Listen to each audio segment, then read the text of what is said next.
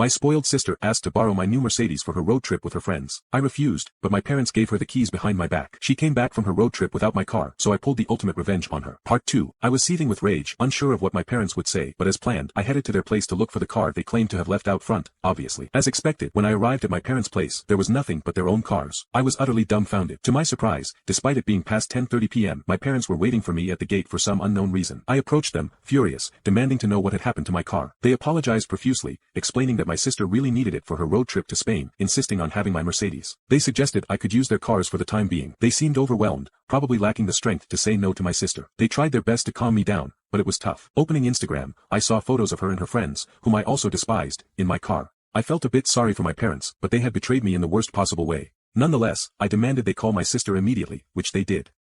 They tried to hand the phone to her, but she refused to speak to me. They got her to promise to return the car in the condition she found it, treating it as carefully as possible. I returned to my apartment, furious, but considering my parents' effort, I thought if she returned my car in good condition within 2 weeks, I'd let it go, for the sake of our relationship. Noticing my sister hadn't even followed me back on Instagram, days went by as I walked to work, constantly worried about my car because of my sister's utter irresponsibility.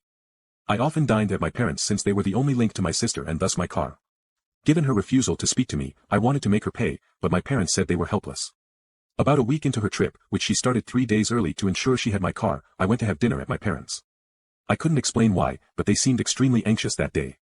They awkwardly assured me during dinner that everything was fine and the car was in good shape, but I sensed they were lying. It had been a week since she left, with 18 days until her return. I went home, planning to visit again in 3 days. During that time, I noticed my sister's stories no longer featured my Mercedes. When the day came, I asked my parents about the car. My mother burst into tears and ran upstairs. I started to fear the worst. My father looked me in the eye and bluntly stated that my car had been lost in Malaga. Devastated yet incredulous, I suggested checking local impounds. He explained that 2 days later, my sister had checked all nearby impounds, but none had any record of my car. It appeared to have been stolen. I asked my father one last time if this was some kind of joke. He replied that if it were, my mother wouldn't have left crying. I had saved for years to afford that Mercedes, and my pampered sister, who always had everything handed to her on a silver platter, had just destroyed my most prized possession. I knew this was a critical moment. I was determined to make her pay dearly.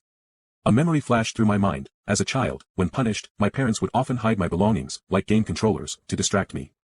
I headed for the small closet in the living room, where they used to hide my things. My father had gone to comfort my mother in their bedroom. Opening the closet, I found exactly what I needed, the keys to the new apartment my parents had bought for my sister for university. I was about to give her a taste of her own medicine. You can now check if there's a third part by pressing share and more.